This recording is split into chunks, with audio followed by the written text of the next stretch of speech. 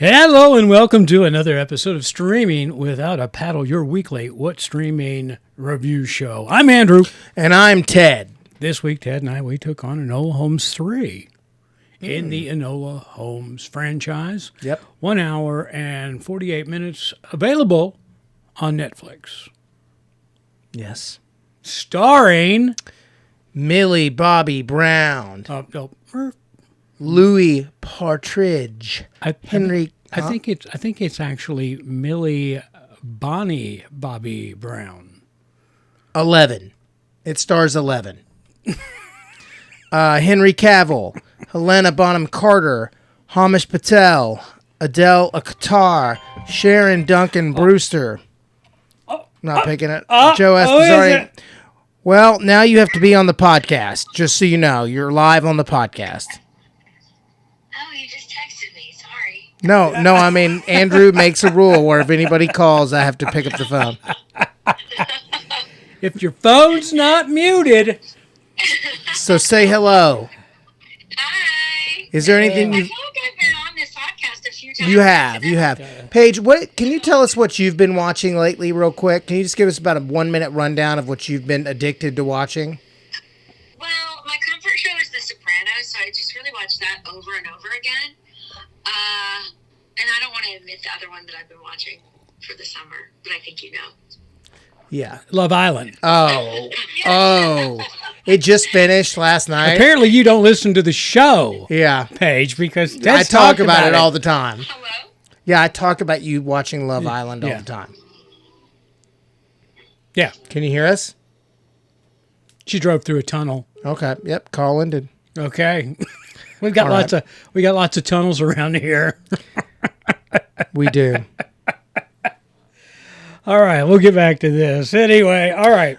Sharon Duncan Brewster, Joe Esposito, and Bern Colaco. That's who I got. Bern was a kind one because he's officer number 1. Yes. All right. This is like I said before. This is number Trey in the series, and this one in particular is Enola Holmes, Sherlock Holmes' little sister.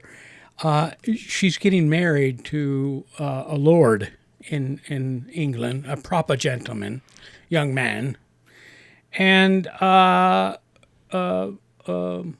Mortimer. No, not Mortimer. Is it Mortimer? No. I don't remember his name in this. Lord Tewkesbury? No, I'm talking about the nemesis. Oh, it's what's Sherlock Holmes' nemesis? This is sad. My wife and I, it's funny because we sat there and we went back and forth because there's another Holmes brother. And he's not in this.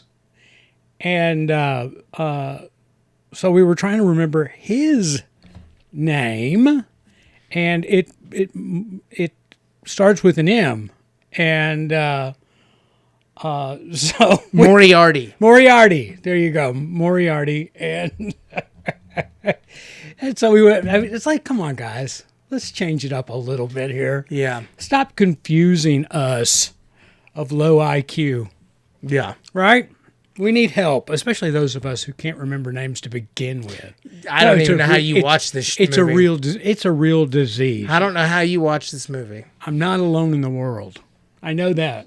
I've heard conversations. So anyway, she's getting married, but Sherlock gets kidnapped by, what was it, Moriarty, and because back a few years past, the British government stole a lot of gold, double-crossed, I forget the country, that it was Cairo or something like that, Egypt or something like that. But no, it was Malta. Malta. Well, no, that's where the gold was, on Malta. Oh, okay. But anyway, they double-crossed them, and now they want the gold back, and everybody knows it, and so the whole thing, I think, with the Malta angle is they're always fighting for their independence from Britain, and so there's not a lot of love there. Anyway, so it's one of these, it's Sherlock Holmes. It's a Sherlock Holmes movie. But you know what? I've watched all three of them, and I've enjoyed all three of them. I have to say, this is probably my most favorite one. Okay, and I thought about you when I was watching this, because of the three, this one has the look and the feel, minus the marriage, of one of your favorite movies of all time. What? Which movie? The Goonies. Oh, it does have a very Goonies look to it. Yeah, it does, because it's about the gold, and it's in a cave, and it's a lot of swinging around and a lot of things. Yeah. Right? Yeah. Moriarty's replacing Mama. Mm-hmm. And it wasn't her. Yeah, Pretty Mama Fratelli. Yeah. I think, and this is a... He said that without hesitation. I just want to note that. I have a Goonies tattoo. So I had a realization on this. Okay. This is a well-done movie. This is a well-written movie, a well-acted movie, all of it. The minute you put me in a period piece that's British, I shut off. I just don't listen. Like I had a colonoscopy yesterday. I was stone cold sober watching this thing at 6 p.m. last night, and I was just watching it. I have to stay stone cold sober because I had come out of you're a little dopey when you wake up. What time did you videotape it? No, but I have pictures. I'm going to say, I was back and forth because I videotaped not the actual colonoscopy, but the process of the colonoscopy. I mean, leading up to it, the day before, when I was taking all the laxative stuff, I have video of me running from my office, my home office, to the bathroom. I mean, yeah, you need to be need to be within about 15 feet of the bathroom. And then I videotaped. I mean, it was the first thing I did. I mean, as soon as I came out, of anesthesia, I turned to my wife and I said, "Where's my phone?" And she gave it to me, and I started recording. I was pretty normal. I knew everything that was going on, but Paige was like, "You can't drive," and I was like, "Okay." No, you can't. So I didn't, and I just sat around all day and did nothing, and I was bored. And then I turned this on, and I think the action is great in it. I enjoy that. Right. But the minute they start talking, and it's this like boring British drawing room, just... Is it the accent?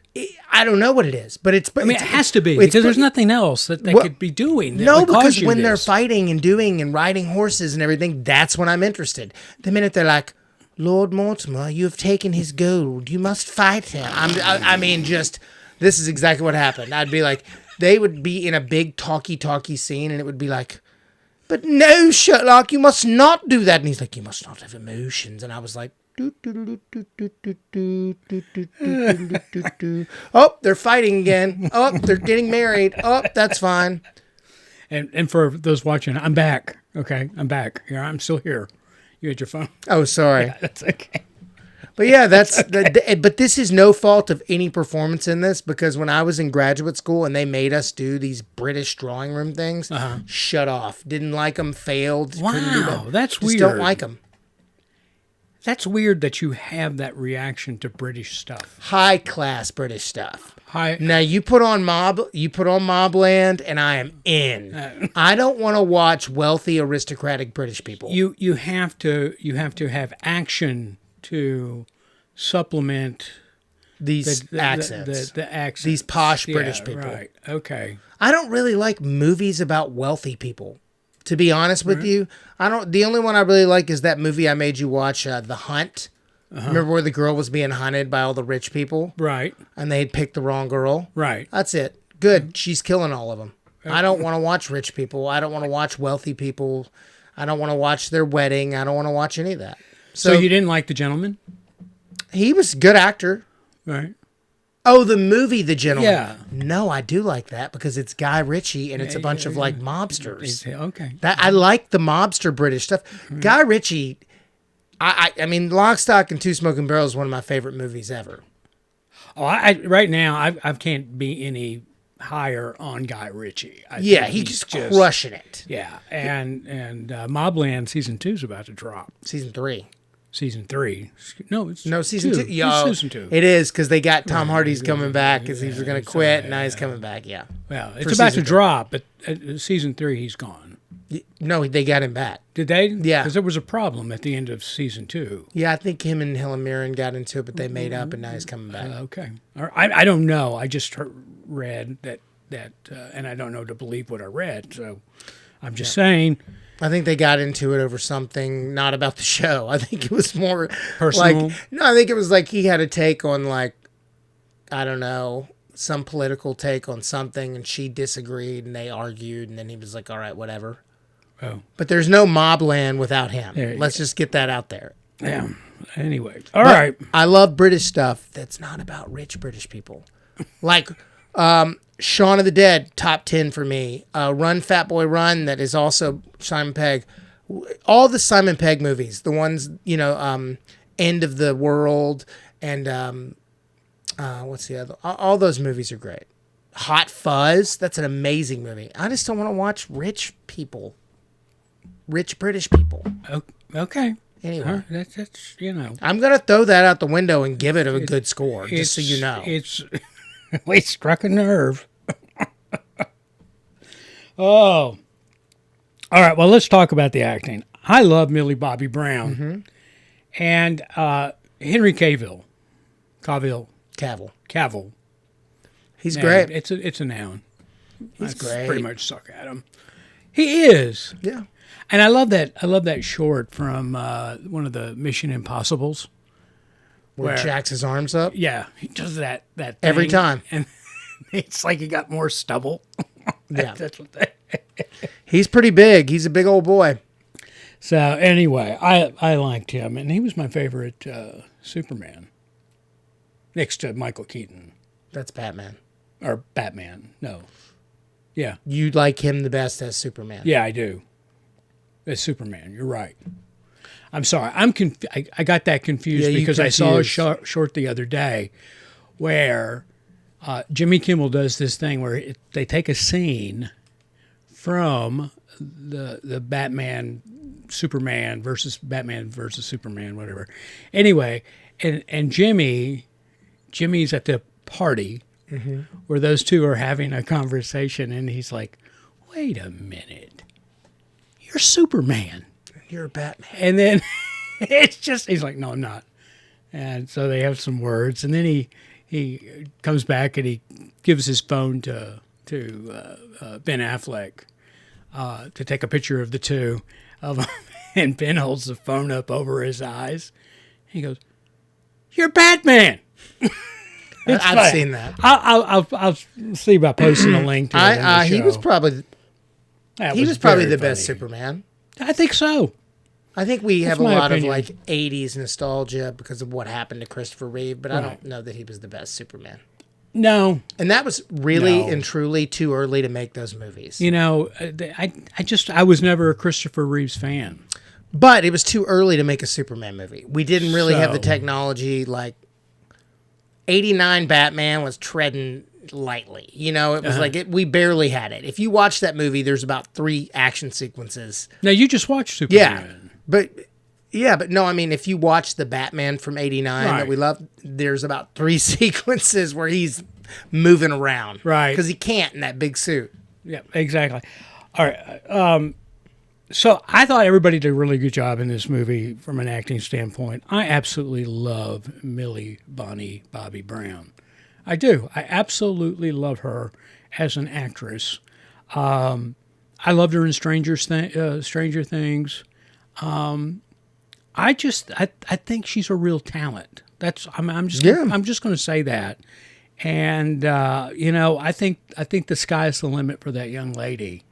And I think producers need to pay attention to her more so. Now, I don't know if there's going to be a 4 in Enola Holmes. Probably not. She probably hit her. I mean, you talk about somebody that only does. She's like Chris Pratt. She only does these tentpole big movies. I look at this series as something that should be the equivalent of, and with this cast, that this should be treated as a Mission Impossible. Yeah. I mean, it should. I mean, it Yeah. should. What did they end up with? 8 Mission Impossibles? Uh-huh. Something like that. You want to do 8 of these? I think. Well, I don't think it can get old. Okay. I don't think it can get old. So I mean, I enjoy them that much. And again, this one was the 3, and they're all up there. They're all up there score wise. There's not a bad one in the bunch. I think this was my most favorite one. Okay. So, and it might be because of the Goonies kind of angle that they Maybe. took, because I enjoyed that movie as well. So, anyway, all right, Ted, you want to get to some numbers on this? You feel froggy. You want to go? I've been going first a lot. Okay, Why don't you go? I'm gonna give this a 7.8. Okay. Okay, I mean it's there. That's a good number. That's almost a B.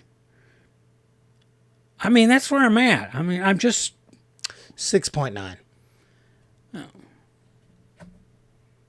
okay. That makes it just watchable. I mean, hey, you got yours. I'm a recommend on this. Now, when I say I'm a recommend, I'm a almost a water cooler recommend. Oh, hey, you know what? If we had a water cooler here, I would be standing there telling people that came by the water cooler, you need to watch Enola Holmes. If I were to say it, I would say if you like masterpiece theater, if you like Right. British high-end action movies, then you should watch it. All right. Yeah, it doesn't, that kind of stuff doesn't affect me. I mean, Yeah. I look at shows like this and I don't even take that into old English period pieces because I don't know. It doesn't bother me in that sense. So what would you say? 6.9? Okay. Look up the scores. And I was See at how off 7.8. I am. Well, I don't know. Go ahead. IMDb 5.8. Rotten Tomatoes, without me looking at it, 69%. All right. Well, let's see here. You always got to go onto the page and see. Oh Ooh, my God! people hated it. The audience hated it. Wow. 47%. But you know what? This kind of stuff. It doesn't shock me anymore, but it makes me angry. It frustrates me. Not angry. You want to know a fun fact? Frustrates me. Go ahead. You want to know what Bob Trevino's at right now? What? 98%. Okay. I just, The audience score is what counts. It's not the other. well, I strongly disagree with the 4.7 on this movie. I strongly agree with the critic score. Okay. All right. I'm more than that. I mean, I watched this twice. Okay. And I think this is one of those things you should probably give a second look to. Yeah. Just so, you can not be distracted by things because there are levels to this movie. Okay, despite a muddled story and diminished spark, Enola Holmes succeeds thanks to Millie Bobby Brown's winning performance and some lively action. That is dead on exactly what I think. That story was all over the place. And who said that? Give them credit. It's the critics' consensus. It's everybody. And I think that's right. The story was a little all over the place. Sorry. All right. I'm going to delve a little deeper into this and see what we go with. I'm finding Google reviews because that's everybody's on Google and Yeah. I'm fighting for this picture. I'm not going to deny that. I'm fighting for this picture. All right, let's see what Google has to say here. I can't even find it. and I specifically Googled Google reviews. But ultimately, you should probably watch it if you enjoy those type of things I said. Yeah, I'm disappointed. I feel like I'm, a fish out of water at this point. Don't be disappointed. I am. I'm sad. I don't know. Maybe it speaks to my personality. No. It speaks to your taste. Well, that's my personality. But I really like a really bad early 90s action movie. Love it, love it, love it. And I know it's not good, but like The Substitute with Tom Berenger, I love that stuff, but right. It's not good. but you don't. I know that you would hate it. But that's okay because we both have taste, our own taste. Well, you know what? If you say the Rotten Tomato critics are 6.9, that means there were some higher and there were some lower. Mm-hmm. That would put me, and I'm just justifying this in my own mind right now, that would put me at the top end of probably those critics. So that's where I'm at on that. So yeah, that I can't. It goes all over the place with the critics. Yeah, there's a lot of not that it matters because it doesn't matter to me. Yeah, there's a lot of 2 of 4. So there's a lot of that, but there's also a lot of 8 of 10. So take it as you will. All right, Ted. I'm going to just because I don't want to keep dredging this up because I am a little frustrated to see those numbers for the first time, and that was the first time. This was an honest to God reaction to those numbers. Yeah, I know it's really upset you. I mean, if there weren't a little something left in this cup, it would be on the wall. Anyway, let's change subjects. Yeah. What's your rewind this week? Well, I'm going to tell you. It's supposed to have been last week, but since we watched 2 different movies, I'm going to tell you. We didn't have time. My throwback is on or rewind. My rewind is on Tubi, and it is the movie Idiocracy. Okay. Great movie. Yeah, with the more talented of the Wilson brothers, in my opinion. Oh, he definitely has Luke. They're both pretty good. Yeah, I think they are.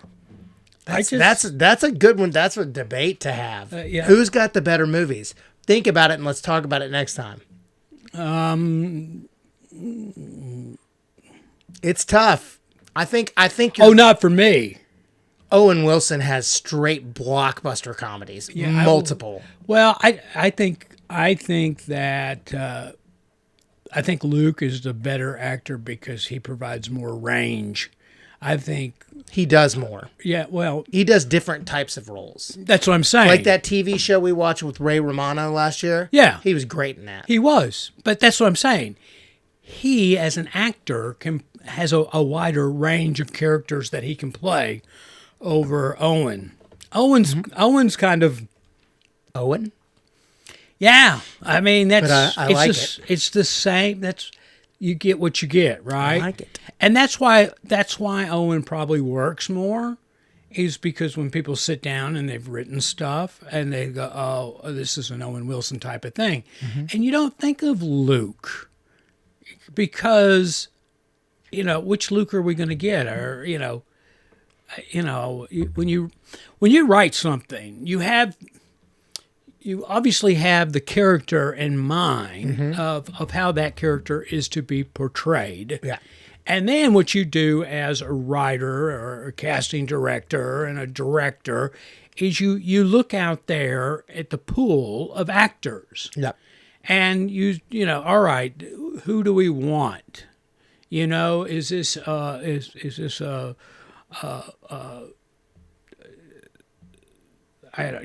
got 10. Is this a Harrison Ford kind of role? And that's a bad example because Harrison Ford, he too is a wide angle lens when it comes to acting. Is this a Matt Dillon type of role? Right. How's that? Right, there you go. It's more specific. Yeah. Because Matt Dillon does his thing. Right. And then there's the Owen Wilsons out there, and they're fairly narrow in that. And Luke, on the other hand,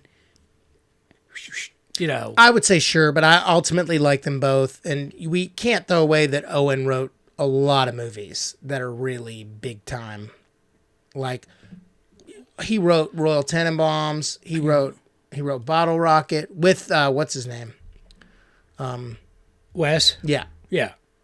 I don't think he's overall talent. I'm just looking at acting. I think they're both very talented. I would rather watch Luke in something. I mean, you take Idiocracy, which you just, threw out there.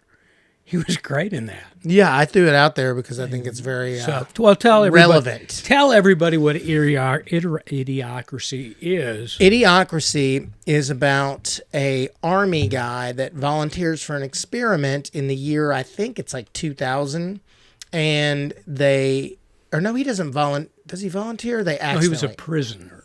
No, he wasn't a prisoner. He was in the army. I think he fell in. Before, yeah. Anyways, in the army, he accidentally gets put into a pod and frozen, like his body. What do they call that? Where you're in cryogenics. Cryogenics. Yeah. He's in cryogenics with him and a hooker from the year 2000, and they wake up like 1,500 years later. 2026. Pretty much. And everybody is just there. He's the smartest person on earth. The lead paint has kicked in. The lead paint's definitely kicked in. And he's the smartest person on earth, and he has to fix things. Yeah. But he's not really smart. I mean, he wouldn't, back before he was frozen, he would have just been a normal guy. Yeah. I mean, maybe above average, but everybody in society when he's unfrozen is dumb as rocks. Yeah. I mean, you watch Love Island. Yeah. I mean, I didn't say that. I said it. I didn't. But anyway, and and he turns out to be the smartest guy in the thing, and he goes to prison and he has to take a IQ test, and because he scores so high, he gets to go meet the president and becomes a problem solver. Yeah. So it's a comedy, and it's great. Yeah, it's on Tubi. Is that what you said? All right.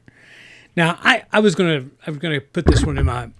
Sorry. That's okay. I was going to put this one in my pocket as my. Well, I'm gonna pocket it till next week. Yeah. But I watched the movie, and it's a really fun, good movie. Okay. So I can't wait to share it. Tell me. I can't wait to share it with you, fine folks. All right. Anything else, Ted? Nope. No. Oh, hey, you watching The Bear? No. Yeah, good for you. That makes you smarter than me right now. I've only seen that Forks episode, which is exceptionally good. And then I watched the pilot, and I was like, oh, my God, this is giving me anxiety. Right. And but they are all great in it. What is it, season 4? Mm-hmm. And, it dropped a couple of months ago.